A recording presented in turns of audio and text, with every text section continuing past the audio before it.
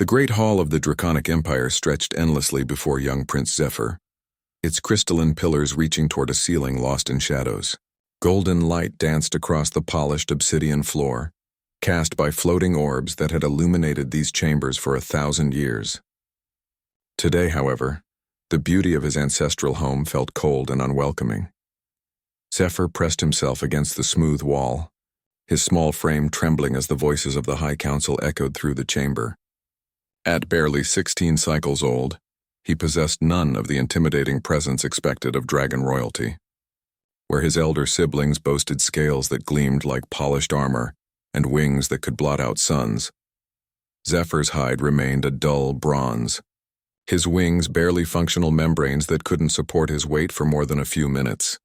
"The prince is a liability," declared Councillor Vex, his deep voice rumbling with authority.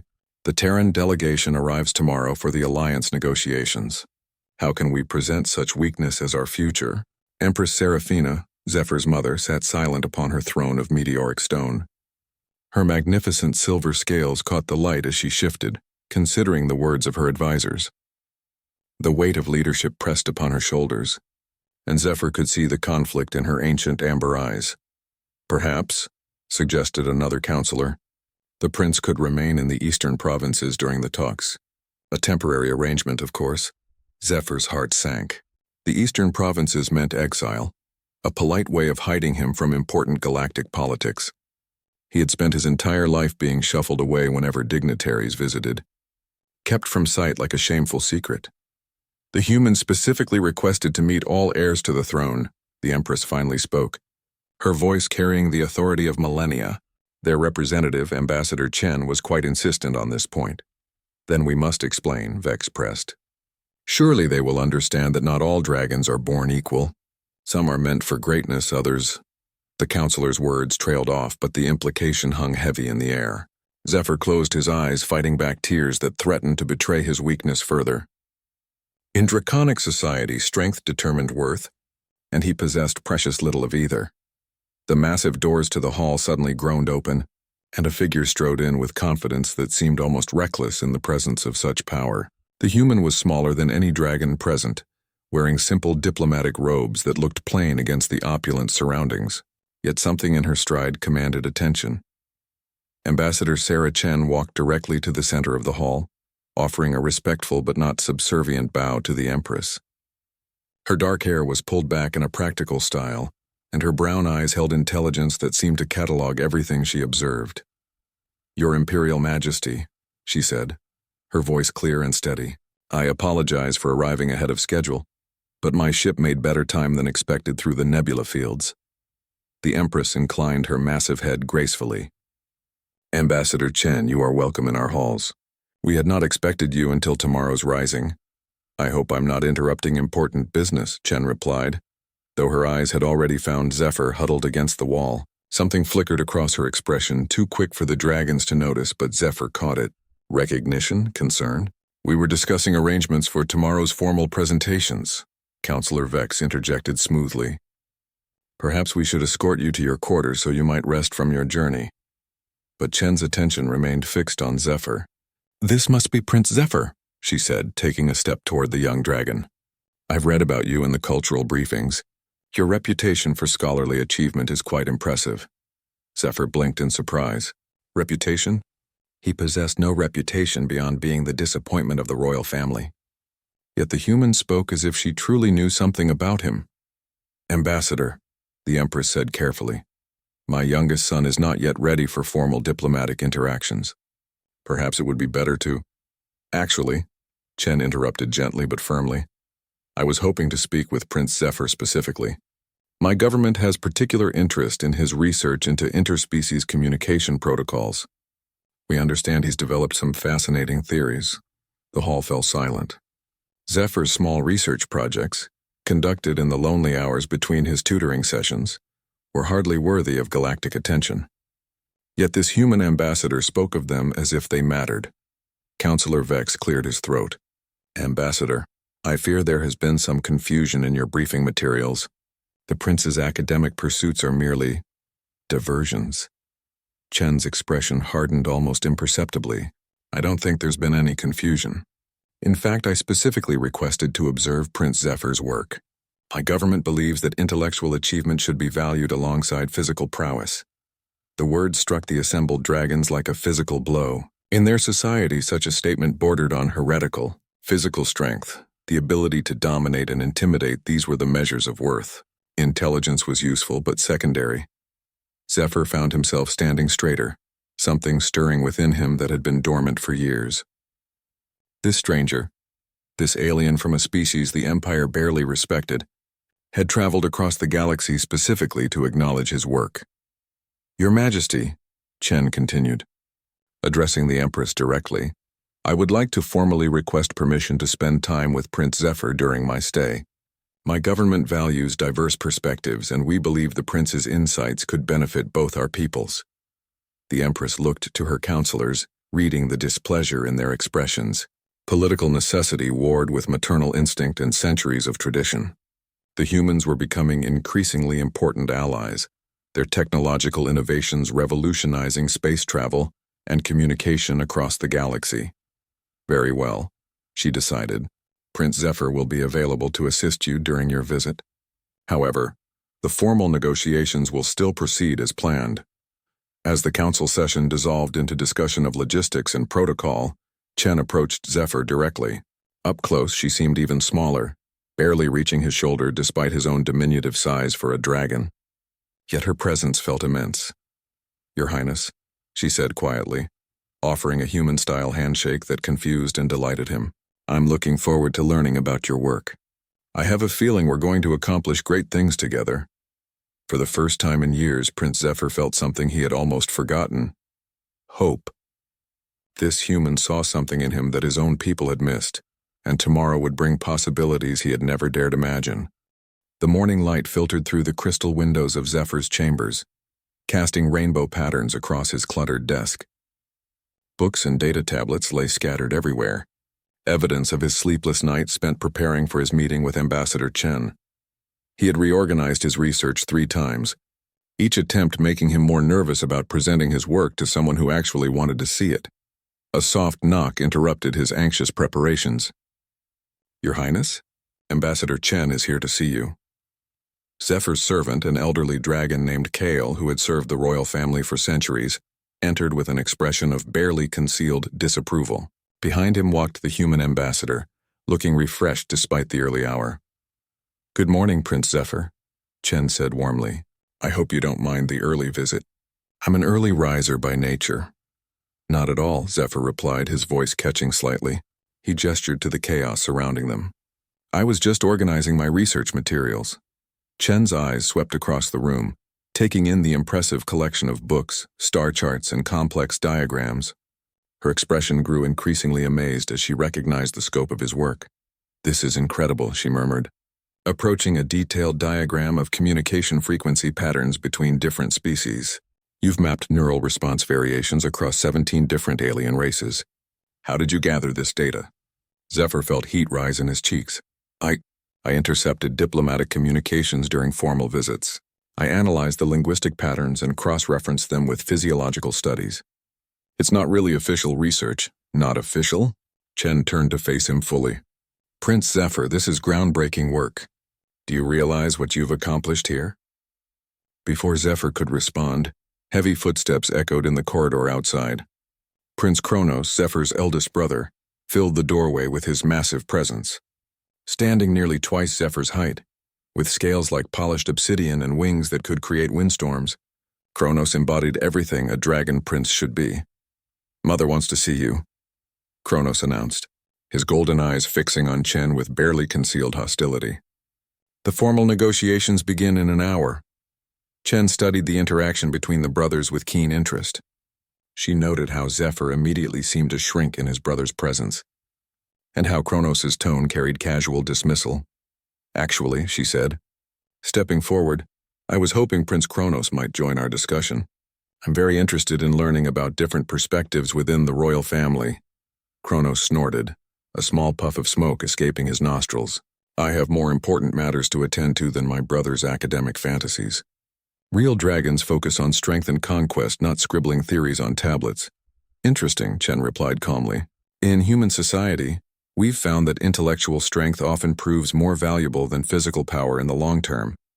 Our greatest leaders have been thinkers, not just warriors. The comment clearly irritated Kronos. Humans, he said with disdain. You barely live a century and think you understand the universe. Dragons have ruled through strength for 10,000 years. And yet, Chen continued smoothly, you're here seeking an alliance with us. Perhaps there's something to be said for different approaches to problem solving. Zephyr watched the exchange with fascination. No one had ever challenged Kronos so directly, yet the human showed no fear despite being dwarfed by the massive dragon prince. Your alliance benefits you more than us, Kronos growled. Don't mistake necessity for respect. Chen's expression hardened. Your Highness, I think you underestimate both human capabilities and the value of this partnership, but more importantly, you seem to underestimate your own brother's contributions to your empire. She gestured to Zephyr's research. Do you know that his communication protocols could revolutionize diplomatic relations across the galaxy? That his work on interspecies psychology could prevent wars before they start? Kronos glanced dismissively at the scattered papers. Theory, nothing but theory. When the Void Hunters attack our borders, will Zephyr's scribbles stop their claws? Perhaps not, Chen acknowledged. But his understanding of their motivation patterns might prevent the attack entirely. Sometimes the greatest victories are the wars we never have to fight. The philosophical difference hung in the air between them. Kronos represented traditional draconic thinking. Overwhelming force as the solution to all problems. Chen and Zephyr embodied a different approach. Understanding and prevention over brute conflict. We'll see how well your theories hold up in the real world, Kronos said finally, turning to leave. Don't be late for the formal negotiations, Zephyr. Mother wants you present, though I can't imagine why. After he left, the room felt lighter as if a thunderstorm had passed. Chen placed a gentle hand on Zephyr's shoulder, startling him with the casual contact. Your brother doesn't see your value yet, she said quietly. But that doesn't diminish what you've accomplished here. Zephyr looked down at his hands, small and unimpressive compared to his brother's talons. Sometimes I wonder if he's right. Maybe I am just playing with useless theories while others do the real work of leadership. Chen moved to stand directly in front of him, forcing him to meet her eyes. Let me tell you something about humans, Prince Zephyr. We conquered our planet not because we were the strongest species, but because we were the smartest. We learned to cooperate, to think beyond immediate solutions, to value knowledge over raw power. She gestured to a star chart on his wall showing the expanding territories of various galactic empires. Your people have built something magnificent through strength. But strength alone has limits. Eventually, every empire faces challenges that can't be solved with force. The Void Hunters, Zephyr said quietly. Exactly. They're not just another enemy to defeat in battle. They're a puzzle to solve. A problem that requires understanding their nature and motivations. Your research into alien psychology might be the key to stopping them permanently. For the first time since childhood, Zephyr felt proud of his work, rather than ashamed of his weakness. This human saw potential where his own family saw failure. Ambassador, he said hesitantly, would you like to see my theories about Void Hunter behavioral patterns? I've been studying their attack strategies and I think I've identified some interesting patterns. Chen's face lit up with genuine enthusiasm. I would love to see that research. In fact, I think it's time we shared some of your insights with a broader audience. As they bent over his notes together, Zephyr realized that for the first time in his life, someone was treating him as an equal partner, rather than a burden to be managed. The formal negotiations would begin soon, but already something had changed in the fundamental dynamics of the alliance between humans and dragons. The Grand Assembly Hall had been transformed for the formal negotiations. Banners displaying the emblems of both the Draconic Empire and the Human Federation hung from the vaulted ceiling, while representatives from dozens of other allied species filled the observation galleries. The air hummed with translation devices and the nervous energy of historic diplomacy. Zephyr sat at the far end of the dragon delegation, positioned where tradition demanded but effectively invisible to the proceedings. Prince Kronos commanded the attention of the human delegation with displays of aerial prowess, while Princess Lyra demonstrated her mastery of elemental fire control.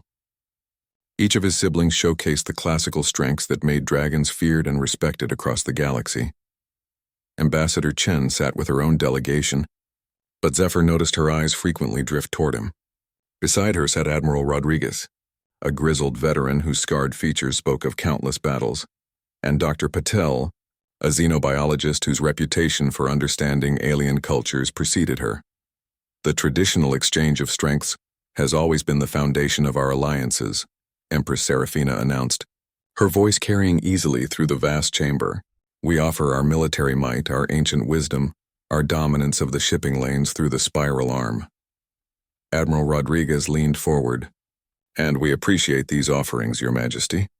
The Human Federation brings our own strengths to this alliance: technological innovation, rapid adaptation, and what we call flexible thinking in crisis situations. Counselor Vex, never one to miss an opportunity to emphasize traditional values, spread his massive wings slightly. Flexibility is admirable, Admiral. But true strength comes from unchanging principles. Dragons have survived for millennia by understanding that power respects only power. Respectfully, Dr. Patel interjected, survival and thriving are different things. Many species survive. Fewer grow and adapt to face new challenges. The comment sparked murmurs throughout the assembly. Several dragon counselors bristled at the implied criticism of their methods. Chen chose this moment to stand, her small figure somehow commanding attention in the room full of giants. Your Majesty, if I may suggest a different approach to these negotiations. The Empress gestured for her to continue, curiosity evident in her ancient features. Traditional alliance discussions focus on what each party brings in terms of military assets and resource control. Chen began, her voice calm but carrying clearly. But our research suggests that the most successful partnerships are built on complementary capabilities rather than similar strengths. What do you mean? Princess Lyra asked, genuine interest in her voice despite her obvious skepticism. Chen smiled. For example, dragons excel at direct action, decisive leadership, and maintaining stability across large territories. Humans, as Admiral Rodriguez mentioned, specialize in adaptation, innovation, and what we might call problem-solving from unexpected angles. She paused, allowing the translation devices to catch up. But there's a third element that neither of our peoples has fully developed, something that becomes crucial when facing threats like the Void Hunters. The mention of their mutual enemy caused immediate tension in the room. The Void Hunters had been expanding their territory aggressively, consuming entire star systems and leaving nothing but empty space in their wake. Traditional military responses had proven largely ineffective against their unconventional tactics. And what element is that? The Empress asked. Chen's eyes found Zephyr's across the room. Comprehensive understanding of enemy psychology and behavior patterns. The ability to predict and prevent conflicts rather than simply responding to them. Counselor Vex scoffed. Philosophy over action. Typical human thinking. Actually, Chen replied smoothly, it's not human thinking at all. This insight comes from one of your own people. Prince Zephyr has developed the most comprehensive analysis of Void Hunter behavior patterns that either of our governments has ever seen. The hall fell silent. Every eye turned toward the youngest prince, who felt his scales flush bronze with embarrassment and terror. He had never expected his private research to become the center of such public attention. It's just theoretical work, Zephyr stammered, his voice barely audible. Chen walked toward him, her movement drawing everyone's attention. Prince Zephyr, would you mind sharing your conclusions about the Void Hunter's expansion patterns? Zephyr looked desperately toward his mother, seeking permission or rescue. The Empress nodded slowly, her expression unreadable. Standing on unsteady legs, Zephyr cleared his throat. The Void Hunters don't attack randomly, he began, his voice gaining strength as he focused on the research rather than the audience. Their targets follow specific patterns based on resource density, strategic positioning, and something else. Admiral Rodriguez leaned forward with professional interest. Population psychology, Zephyr continued, warming to his subject.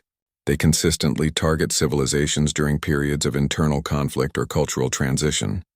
Times when societies are questioning their fundamental values or facing identity crises. Dr. Patel's eyes widened.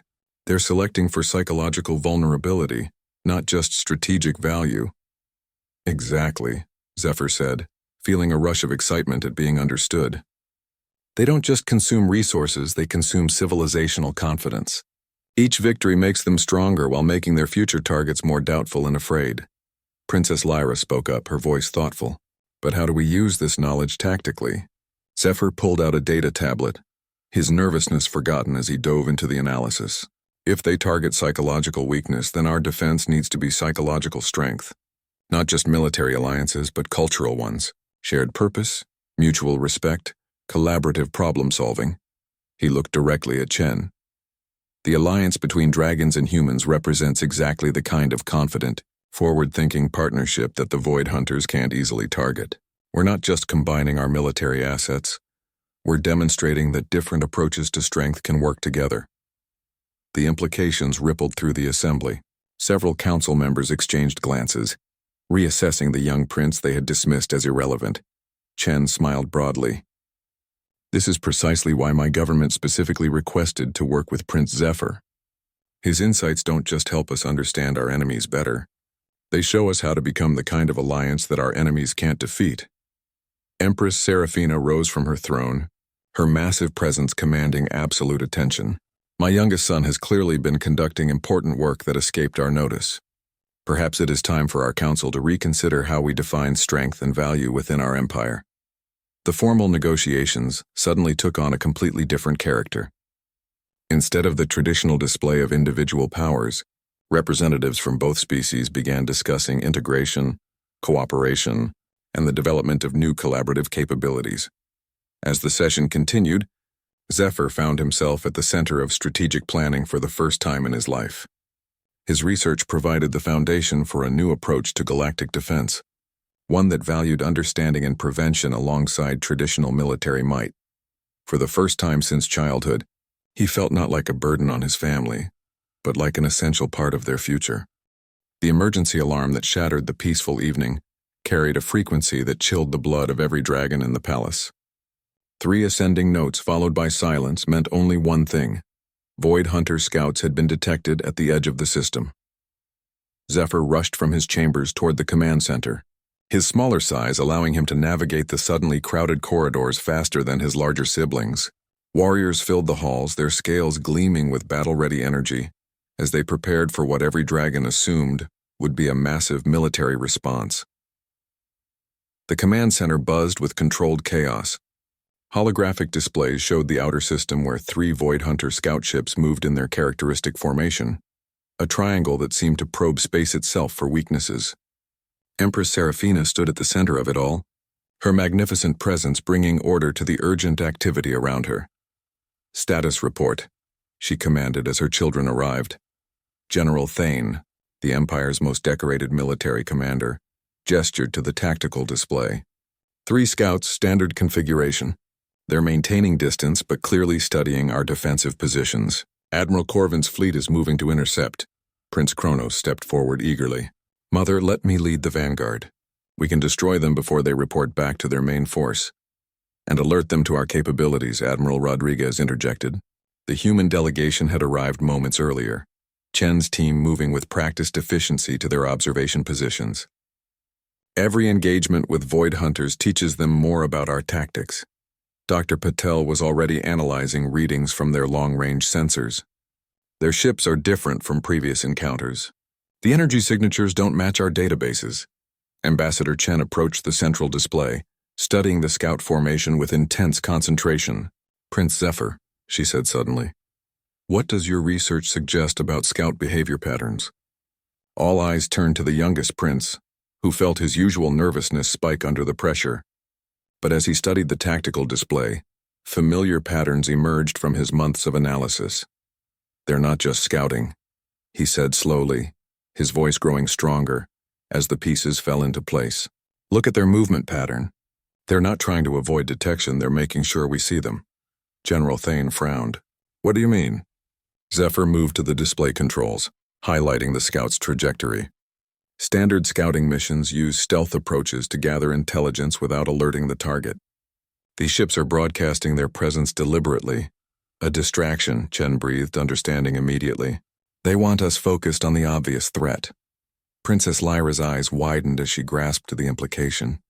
"While the real attack force approaches from another vector." Zephyr nodded, his confidence building as his analysis proved correct. But it's more sophisticated than a simple feint. They're studying our response patterns. Every time we react to Void Hunter scouts, we teach them more about our defensive priorities and command structure. The Empress turned to face her youngest son fully. What do you recommend? The question hung in the air like a challenge. For the first time in his life, Zephyr was being asked to contribute to actual military strategy rather than being dismissed as irrelevant. We don't engage them directly, he said, his voice steady despite the magnitude of what he was proposing. Instead, we give them exactly what they expect to see while actually gathering intelligence on them. Counselor Vex bristled. You suggest we show weakness to our enemies? I suggest we show them what they expect to see while actually demonstrating strength they don't understand, Zephyr replied. Ambassador Chen, would your people be willing to try something unconventional? Chen's eyes gleamed with interest. I'm listening. Zephyr gestured to the tactical display. We respond with exactly the kind of aggressive, straightforward attack pattern that dragons are known for. Prince Kronos leads a standard intercept mission with overwhelming force. Kronos looked confused but pleased at the prospect of action. Meanwhile, Zephyr continued, human stealth ships use their advanced sensor technology to get close to the scouts without being detected. Instead of destroying them, we learn everything possible about their technology and communication methods. Admiral Rodriguez was already running calculations on his personal display. Our newest reconnaissance ships could pull that off. The Void Hunters have never encountered our latest stealth technology, Dr. Patel added excitedly. If we can analyze their communication systems, we might be able to trace their transmissions back to their main fleet. More importantly, Chen said, following Zephyr's logic, we demonstrate the exact kind of coordinated thinking that your research suggests they can't easily counter. Dragons providing obvious strength while humans gather intelligence through unexpected methods. The plan represented everything that traditional dragon military doctrine opposed. Instead of meeting the enemy head-on with overwhelming force, it relied on misdirection, cooperation, and patience. Yet as the assembled commanders considered the proposal, its elegance became apparent. Empress Seraphina studied her youngest son with new respect. You're suggesting we turn their psychological warfare against them? Yes, Zephyr said, his voice now carrying genuine authority. They expect us to react with predictable aggression. When we do exactly that while simultaneously doing something completely unexpected, we maintain the psychological confidence they're trying to undermine while gaining actual intelligence advantages. General Thane looked skeptical. This requires precise timing and coordination between our fleets and the human ships. One mistake could result in disaster. Traditional approaches have resulted in disaster, Chen pointed out quietly. The Void Hunters have defeated every conventional military response they've faced. Perhaps it's time for an unconventional one. Prince Kronos, initially eager for straightforward battle, found himself intrigued by the complexity of the strategy. I lead the obvious attack to keep their attention, while the humans do the real work in secret. You lead the mission that ensures they see exactly what they expect to see, Zephyr corrected. Which is actually the most difficult part. You have to make a display of dragon power convincing enough that they don't look for anything else. The distinction mattered. Instead of being relegated to a distraction role, Kronos would be the crucial element that made the entire operation possible. After several minutes of intense discussion, the Empress made her decision. We implement Prince Zephyr's plan. General Thane, coordinate with Admiral Rodriguez on the technical details. Kronos, prepare your squadrons for a demonstration of traditional dragon superiority. As the command center erupted into coordinated activity, Chen caught Zephyr's arm. You realize what just happened, don't you? She said quietly. Zephyr looked around at the bustling activity, his strategy being implemented by some of the most powerful military forces in the galaxy. I think I just suggested something that might actually work. More than that, Chen replied. You just demonstrated exactly the kind of leadership that will be necessary to defeat the Void Hunters permanently. Not strength alone, not intelligence alone, but the ability to combine different kinds of power into something greater than the sum of its parts. As the fleets prepared to launch, Zephyr realized that his entire life had been preparation for this moment.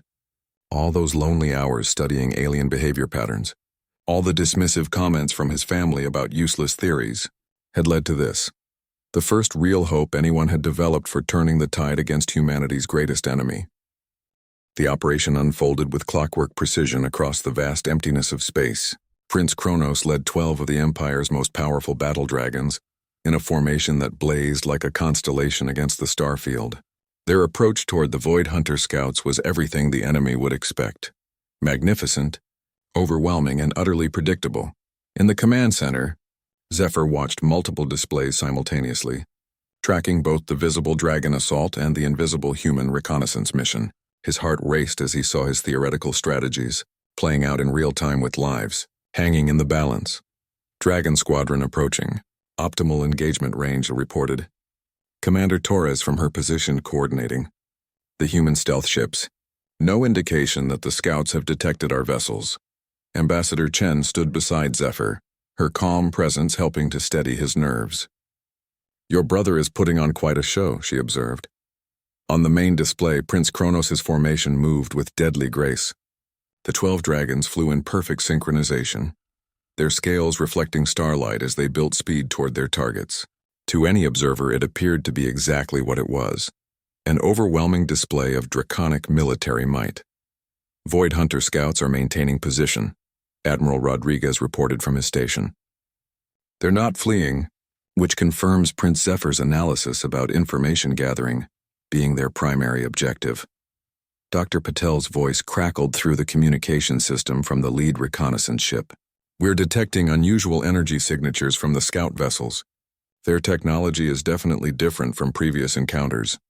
Zephyr leaned forward, studying the sensor readings streaming across his secondary display. Something about the energy patterns nagged at his memory, connecting to research he had done months earlier. Dr. Patel, he called through the comm system. Can you analyze the frequency variations in their communication arrays? Running analysis now, came the reply. Frequency shifts are... Wait, this is fascinating. They're not just communicating with each other or transmitting intelligence reports. What are they doing? The Empress asked, her massive form moving closer to the displays. They're broadcasting a continuous signal that seems designed to interact with the psychological state of nearby sentient beings, Dr. Patel explained. It's incredibly subtle, but it appears to be a form of technological influence designed to increase aggression and reduce tactical thinking. The implications hit Zephyr immediately.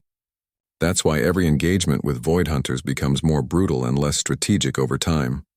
They're not just studying our military capabilities, they're actively degrading our decision-making processes. Chen's eyes widened as she grasped the full scope of what they were discovering. They turn every battle into the kind of conflict they're best equipped to win. Pure aggression with no strategic thinking. On the tactical display, Prince Kronos' dragons had reached attack range. The magnificent formation split into attack patterns that had been refined over centuries of warfare, each dragon moving with lethal precision toward their assigned targets. But instead of fleeing or fighting back, the Void Hunter scouts did something unexpected. They began broadcasting on multiple frequencies simultaneously. Dr. Patel, are you getting this? Zephyr called urgently. Confirmed. The psychological influence signal just increased in intensity by a factor of 10. But there's something else. They're transmitting detailed battle analysis back to their main fleet in real time. Zephyr's mind raced through the implications. They're not just gathering intelligence, they're providing live tactical data to incoming forces. Commander Torres, do your stealth ships detect any sign of additional Void Hunter vessels approaching? Negative on long-range sensors, Torres replied. But if they're using some kind of faster-than-light communication, they could be coordinating with forces already en route. Admiral Rodriguez finished grimly. The Empress turned to Zephyr with newfound respect and urgency. What do you recommend? This was the moment Zephyr had been preparing for his entire life, though he had never realized it. All his theoretical work on alien psychology, all his analysis of communication patterns and behavioral prediction, crystallized into a single strategic insight. We modify the mission objectives, he said with growing confidence. Prince Kronos continues the attack exactly as planned, but instead of destroying the scouts, we capture them. General Thane looked skeptical. Capture Void Hunter vessels? That's never been accomplished. Because no one has ever tried during a coordinated operation like this, Chen said, immediately understanding Zephyr's thinking. Dr. Patel, could your ships disable their propulsion systems without destroying them? Theoretically possible, came the reply. But we'd need the Dragon attack to provide cover for some very precise maneuvering. Zephyr was already working out the tactical details. Kronos can use his fire attacks to overload their defensive shields while appearing to go for total destruction. Dr. Patel's team uses that moment to target their engine systems with surgical precision. And the psychological influence broadcasts? The Empress asked. We jam them, Zephyr replied. But more importantly, we study them. If we can understand how they work, we might be able to develop countermeasures or even reverse the effect. The plan required split-second timing and trust between forces that had never coordinated at this level. One mistake could result in the loss of both the human reconnaissance ships and Prince Kronos' squadron. Implement the modified plan, the Empress commanded. All units switched to capture objectives. As the new orders transmitted to the combat forces, Zephyr felt the weight of responsibility settle on his shoulders. Hundreds of lives now depended on theories he had developed in the solitude of his chambers. Prince Kronos acknowledges new objectives, came the reply from the Dragon Squadron. Beginning precision attack patterns now. On the display, the Dragon formation shifted subtly but significantly. Instead of the broad, devastating attacks designed for complete destruction, each Dragon began targeting specific systems on the Void Hunter scouts. Human reconnaissance ships moving into position, Commander Torres reported, standing by for surgical strikes on propulsion systems. Dr. Patel's voice carried excitement despite the tension. Psychological influence signal strength is fluctuating as their power systems come under attack. I think we can isolate their communication arrays. Zephyr watched the complex dance of battle unfold, his theoretical strategies becoming reality in the vast darkness of space. Prince Kronos' dragons moved with lethal precision, their attacks perfectly coordinated to provide cover for the human ship's delicate work. First scout vessel disabled, Torres announced. Propulsion systems offline, but hull integrity maintained. Second scout is attempting to flee, came another report. Not today, Prince Kronos' voice crackled through the comm system as his personal squadron moved to intercept the fleeing vessel. Within minutes, all three Void Hunter scouts hung motionless in space, disabled but intact. For the first time in galactic history, live Void Hunter technology and possibly crew members were available for study. Mission accomplished, Admiral Rodriguez announced.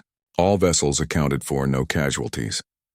As the combined fleets began recovery operations, Zephyr realized that everything had changed. The success of this mission proved that cooperation between different forms of strength could achieve what neither could accomplish alone. More importantly, they now possessed the key to understanding their greatest enemy.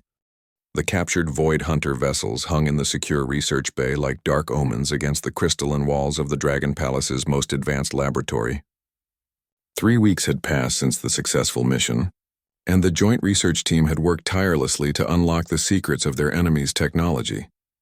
Zephyr moved between workstations with an authority that would have been unthinkable just months before. Scientists and military analysts from both human and dragon civilizations deferred to his insights, recognizing that his theoretical frameworks provided the key to understanding what they were discovering. The psychological influence technology is more sophisticated than we initially realized, Dr. Patel reported, her exhaustion evident despite her excitement. It's not just broadcasting random aggression-inducing signals.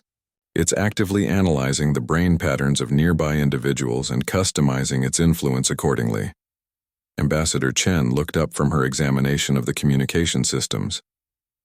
Meaning it can make dragons more recklessly aggressive while making humans more paranoid and isolationist, depending on what serves the Void Hunter's tactical needs best. Prince Kronos, who had become an unexpected ally in the research effort, examined the data with growing anger. They've been manipulating our decision-making in every engagement. No wonder our traditional tactics have been ineffective. Zephyr nodded grimly. But the real discovery is what we found in their navigation systems. Dr. Shen, would you share your analysis? Dr. Shen, the human team's expert in stellar cartography, activated a holographic display showing a three-dimensional map of the galaxy. Red markers indicated known Void Hunter activities, while blue lines traced their predicted movement patterns. They're not expanding randomly, she explained. Their entire campaign follows a carefully planned sequence designed to destabilize galactic civilization gradually.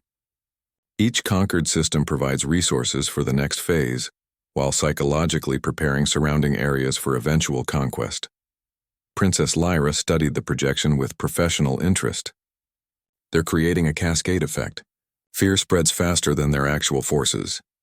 Exactly, Zephyr confirmed, but there's something else.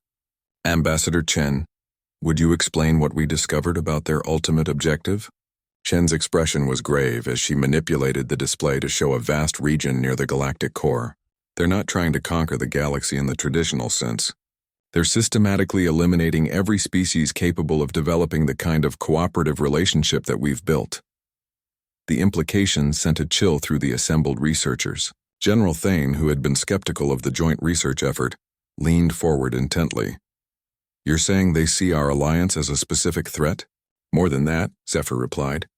According to their strategic databases, they identify any civilization capable of transcending its own psychological limitations as an existential threat to their expansion. They're not just conquering territory, they're eliminating the possibility of effective resistance. Dr. Patel added, the psychological manipulation technology is designed to prevent exactly the kind of breakthrough thinking that Prince Zephyr demonstrated during our mission. They want us trapped in our traditional patterns of behavior. Empress Seraphina, who had been observing the briefing in thoughtful silence, finally spoke. What does this mean for our defense strategy? Zephyr exchanged glances with Chen before answering. They had spent days preparing for this moment, knowing that their recommendations would challenge everything both civilizations believed about warfare and diplomacy. Traditional defense won't work, he said simply. Every time we respond to their attacks with conventional military force, we reinforce the psychological patterns they're trying to exploit. Dragons become more aggressive and less strategic. Humans become more isolated and less trusting. Then what do you propose? General Thane asked, though his tone suggested he suspected he wouldn't like the answer. Chen stepped forward. We propose something that has never been attempted in galactic history. A completely integrated defense network based on psychological resistance rather than military strength. The silence in the laboratory was profound. Prince Kronos was the first to speak. You want us to abandon our military advantages? Not abandon, Zephyr corrected. Integrate them into a larger strategy that the Void Hunters can't counter because they can't understand it. Their entire psychological profile suggests they're incapable of genuine cooperation. They can manipulate others, but they can't actually work together. Dr. Shen activated another display showing potential alliance networks across the galaxy. If we can establish the same kind of cooperative relationship we've built with other species, we create a defensive network that becomes stronger, through diversity rather than weaker. Each species contributes its natural strengths while developing resistance to psychological manipulation. Through mutual support, Chen added. Dragons maintain tactical strength, humans provide strategic flexibility, and other species contribute their own unique capabilities.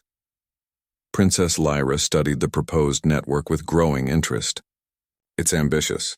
Some of these species have been enemies for centuries, which is exactly why the Void Hunters have been able to pick them off one by one, Zephyr pointed out.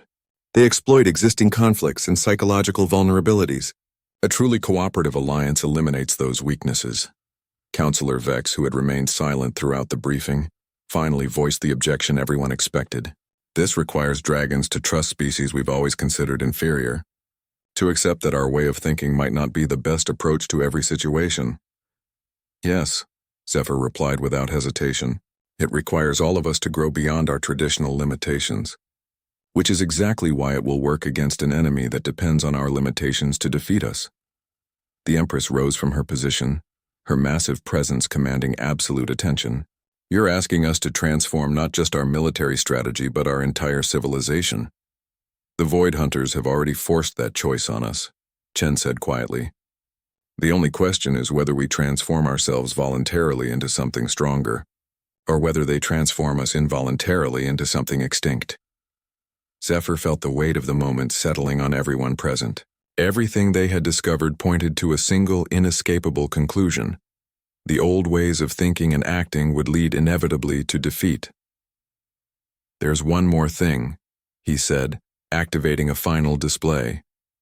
According to their strategic databases, they've encountered civilizations that attempted this kind of transformation before.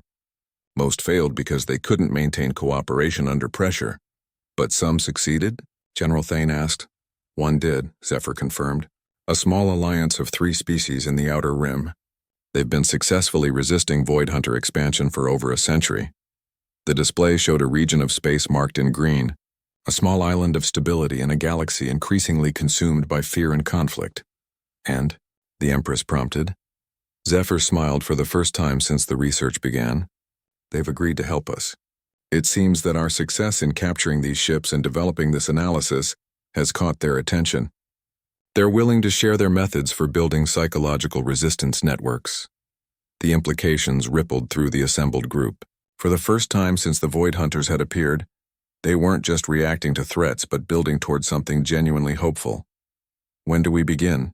Prince Kronos asked, his eagerness surprising everyone.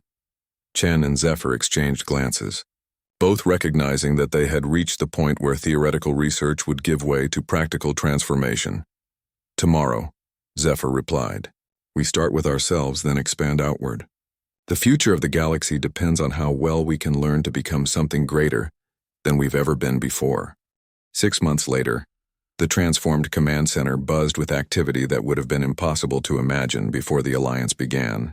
Representatives from 17 different species worked side by side, their diverse forms and capabilities creating a symphony of coordinated intelligence that no single civilization could have achieved alone.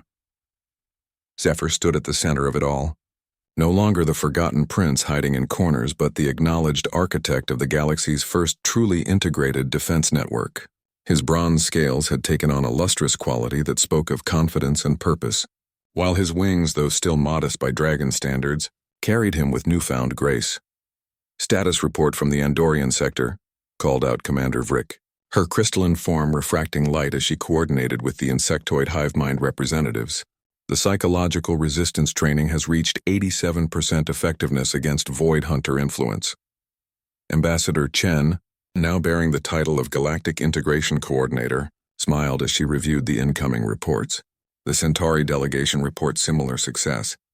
Their natural telepathic abilities combined with human technological innovation have created the most effective counter-influence systems we've seen.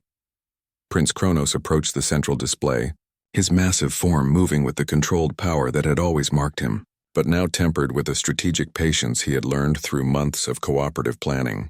The military exercises have exceeded all projections, he reported. When we combine dragon strength with Veltar speed and human adaptability, our tactical options become essentially limitless. The transformation hadn't been easy. Centuries of ingrained thinking patterns and cultural prejudices had required careful dismantling and rebuilding. Some species had struggled with cooperation, others with the psychological demands of resisting Void Hunter influence. But gradually, inevitably, something unprecedented had emerged. Incoming priority transmission from the Outer Rim Alliance, announced Lieutenant Vega from the communications array. They report successful completion of the first phase of Project Sanctuary. Dr. Patel looked up from her analysis station, excitement evident in her voice. Project Sanctuary was their most ambitious undertaking.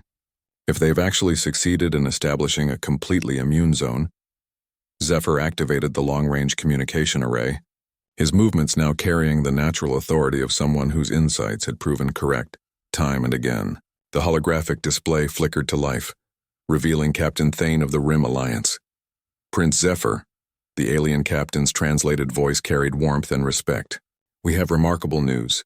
The sanctuary protocols you helped design have created our first completely Void Hunter-proof system. Not only are we immune to their psychological influence, but we've successfully converted 3 of their scout fleets to our cause. The implication sent ripples of excitement through the command center. Converting enemy forces rather than destroying them represented the ultimate vindication of their cooperative approach. How? Princess Lyra asked, leaning forward with professional interest. Captain Thane's image smiled in the alien gesture that had become familiar over months of cooperation. The psychological influence technology works both ways. When we modified the captured Void Hunter systems to broadcast cooperation instead of aggression, We discovered that individual void hunters are capable of breaking free from their collective behavioral patterns. Ambassador Chen's eyes widened. You're saying they're not inherently evil, just trapped in destructive psychological conditioning? Exactly, Zephyr confirmed, his research finally reaching its logical conclusion. The Void Hunters created a system so focused on exploiting psychological weaknesses that they trapped themselves within it. When exposed to genuine cooperative alternatives, some of them choose differently. Empress Seraphina, watching from her position overlooking the command center, spoke with the weight of ancient wisdom, combined with newfound hope. You're telling us that our greatest enemy might become our greatest ally? Some of them, yes, Zephyr replied. The ones who were never truly committed to their destructive path. The psychological influence technology has been controlling them as much as it's been controlling us. General Thane, who had initially resisted the cooperative approach but had become one of its strongest advocates, studied the tactical implications. If we can convert enemy forces rather than destroying them, we change the fundamental mathematics of the conflict. Dr. Shen activated a galactic map showing the current state of the war. Red zones indicated Void Hunter control, blue showed Alliance territories, and green marked the growing number of sanctuary systems. But now, for the first time, yellow zones appeared where converted Void Hunter forces were working with local populations to establish new cooperative networks. The cascade effect is reversing, she observed with wonder. Instead of fear and aggression spreading from system to system, cooperation and psychological resilience are expanding. Prince Kronos examined the strategic overview with the tactical mind that had made him a feared warrior, now enhanced by months of collaborative thinking. At this rate, we might not just survive the Void Hunter expansion. We might actually create something better than what existed before they appeared. The observation carried profound implications. The galaxy had been a collection of isolated civilizations, each focused on their own survival and advancement. The Void Hunter threat had forced unprecedented cooperation. But that cooperation was revealing possibilities none of them had imagined. Ambassador Chen, Zephyr said, turning to his closest collaborator. What's the status of the cultural exchange programs? Chen consulted her personal display. Beyond successful. The young people from different species who are growing up in the integrated training programs are developing capabilities that transcend what any single species can achieve. They think cooperatively by instinct rather than as a learned skill. Zephyr felt a deep satisfaction as he contemplated what they had built together. The frail dragon prince who had been left behind by his own people had found his purpose in bringing different peoples together. His perceived weakness had become the foundation for a new kind of strength. Status report from the deep space monitoring stations, he requested. All quiet, Lieutenant Vega replied. No new Void Hunter incursions detected in the past 72 hours. The expansion appears to have stopped completely, in sectors where our psychological resistance networks are fully operational. The Empress descended from her observation position to join the group around the central display. My son, she said, her voice carrying both maternal pride and official recognition. You have achieved something that neither strength nor wisdom alone could accomplish. Zephyr looked around at the diverse group of beings working together with perfect coordination, each contributing their unique capabilities to a shared purpose that transcended any individual agenda. Dragons provided strength and determination. Humans contributed adaptability and innovation, while dozens of other species added their own irreplaceable elements to the whole. I didn't achieve this alone, he replied.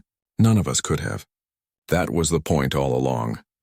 As if to emphasize his words, a new communication arrived from the furthest reaches of explored space. A previously unknown species, having observed the success of the Alliance, was requesting permission to join the cooperative network. Ambassador Chen smiled as she accepted the transmission. It seems the galaxy is full of people who were just waiting for someone to show them a better way to live together. The war against the Void Hunters wasn't over, but it had fundamentally changed. Instead of a desperate struggle for survival against an implacable enemy, it had become a transformation of galactic civilization itself. Each victory brought not just security but growth, not just survival but evolution toward something unprecedented. Zephyr looked out through the crystal windows at the stars beyond, knowing that among them lay countless worlds where different species were learning to work together, to think beyond their limitations. to become something greater than they had ever been alone. The frail dragon prince had found his strength, not despite his differences, but because of them. And in doing so, he had helped an entire galaxy discover that their greatest power lay not in their individual capabilities, but in their capacity to share those capabilities with others who saw the universe differently. The future stretched ahead, bright with possibilities that none of them could achieve alone, but all of them could build together.